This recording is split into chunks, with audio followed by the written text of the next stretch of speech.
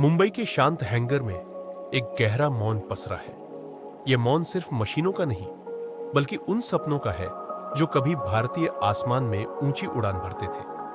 Jet Airways, एक नाम जो कभी प्रीमियम सर्विस, समय की पाबंदी और शानदार आतिथ्य का पर्याय था। 25 साल तक यह एयरलाइन भारत के कॉरपोरेट गौरव का प्रतीक बनी रही। लेकिन आज इसके विमानों पर धूल की परत जमी है और इनके इंजन सिर्फ यादों की गूंज पैदा करते हैं। कैसे एक चमकता सितारा अचानक ढह गया, यह सिर्फ एक कंपनी का नहीं, बल्कि महत्वाकांक्षा, अहंकार और गलत फैसलों की एक जटिल कहानी है। नरेश गोयल पंजाब के पटियाला की गलियों से निकलकर एक ट्रैवल एजेंट के रूप में अपना सफर शुरू करने वाला एक साधारण व्यक्ति, लेकिन उनकी आंखों में एक असाधारण सपना था, भारत को विश्व स्तरीय विमानन सेवा देने का। 70 के दशक में जेट एयर की स्थापना के साथ उन्होंने विदेशी एयरलाइंस जैसे एयर फ्रांस, ब्रिटिश एयरवेज के लिए टिकटिंग और ग्राउंड हैंडलिंग का काम किया। यही उन्होंने विमानन उद्योग की हर बारीकी को सीखा। 1991 में जब भारत ने उदारीकरण की राह पकड़ी और ओपन स्काई पॉलिसी लाई, तो गोयल ने इस अवसर को पहचान लिया। उन्होंने बोइंग 737-300 के 4 विमान लीज पर लिए और 5 मई 1993 में जेट एयरवेज ने अपनी पहली उड़ान भरी। यह सिर्फ एक उड़ान नहीं थी, ये एक क्रांति की शुरुआत थी। जेट एयरवेज ने भारतीय यात्रियों को लग्जरी की नई परिभाषा सिखाई। एयर इंडिया की डेली सेवाओं से त्रस्त लोग जेट की ओर 1973 को जेट एयरवेज ने अपनी पहली उड़ान भरी। यह सिर्फ एक उड़ान नहीं थी, यह एक क्रांति की शुरुआत थी। जेट एयरवेज ने भारतीय यात्रियों को लग्जरी की नई परिभाषा सिखाई। एयर इंडिया की डेली सेवाओं से त्रस्त लोग जेट की ओर आकर्षित हुए। बेहतरीन ऑन बोर्ड मील, समय पर उड़ानें, खूबसूरत और विनम्र केबिन क्रू और world class in flight entertainment, jet ने हर पहलू पर ध्यान दिया। अ जॉय ऑफ फ्लाइंग सिर्फ एक टैगलाइन नहीं थी, बल्कि एक अनुभव था। 2004 में जेट ने अंतर्राष्ट्रीय उड़ानें शुरू की, पहले चेन्नई से कोलंबो, फिर मुंबई से नई। नरेश गोयल का सपना हकीकत बन गया। जेट एयरवेज ने भारत का नाम अंतर्राष्ट्रीय मंच पर रोशन किया। उस समय की केज ब्रेक, टाइम्स ऑफ इंडिया और इकोनॉमिक टाइम्स में छपती थी कि कैसे जेट ने भारतीय विमानन उद्योग को बदल दिया है। इसकी सर्विस की तुलना पश्चिमी एयरलाइन से की जाती थी। हर कोई जेट से उड़ना चाहता था। फिर आया वो दौर जब महत्वाकांक्षा ने विवेक को पीछे छोड़ने नीच दिया। 2007 में नरेश गोयल ने एयर सहारा को 1450 करोड़ रुपए में खरीदने का एक विवादास्पद फैसला लिया। मीडिया में इस सौदे पर सवाल उठने लगे। बिजनेस स्टैंडर्ड ने लिखा कि यह overpriced asset for leave for a partner as president है और जेट के लिए बोझ बन सकता है।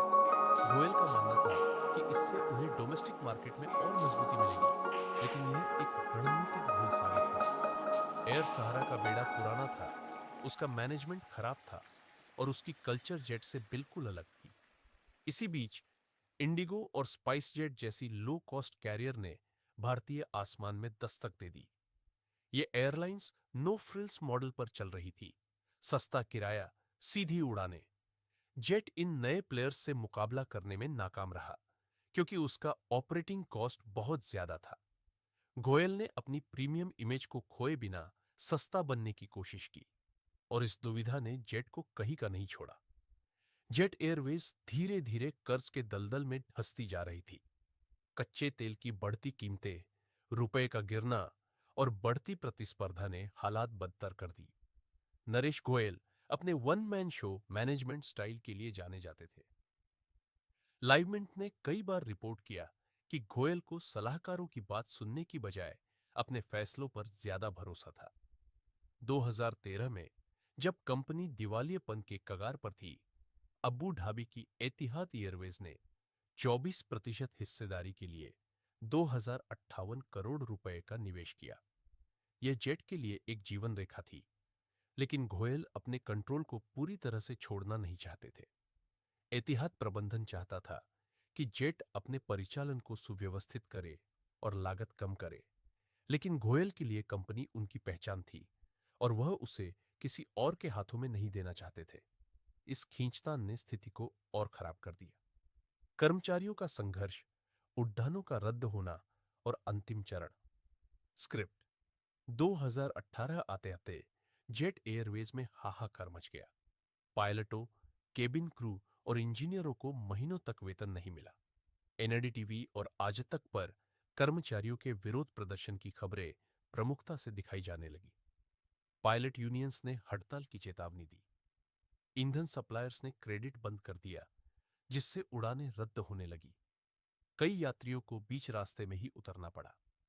जेट का कभी न खत्म होने वाला संकट हर दिन की खबर बन गया था। एक के बाद एक विमान ग्राउंडेड होते गए।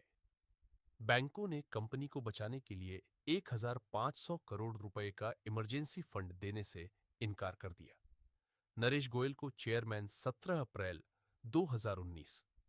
ये वो तारीख थी जब जेट एयरवेज की आखिरी उड़ान S2 3502 ने अमृतसर से मुंबई के लिए टेक ऑन ऑफ किया। यह सिर्फ एक उड़ान नहीं थी, यह एक सपने का अंतिम संस्कार था। लैंडिंग के बाद पायलटों और केबिन क्रू की आंखों में आंसू थे। एक कंपनी जिसने लाखों लोगों को उड़ने का सुख दिया था, अब खुद जमीन पर आ गई थी। नरेश गोयल को बाद में मनी लॉन्ड्रिंग के आरोपों में गिरफ्तार किया गया। Jet Airways national company law tribunal NSCLT के पास दिवालिया प्रक्रिया में चली गई।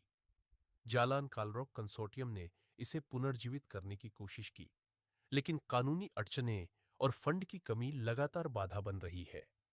क्या जेट एयरवेज फिर कभी भारतीय आसमान में उड़ेगी, या यह सिर्फ इतिहास के पन्नों में दर्ज एक दुखद कहानी बनकर रह जाएगी? यह सवाल आज भी अनुत्तरित है। वीडियो अच्छी लगी हो तो चैनल को लाइक शेयर करें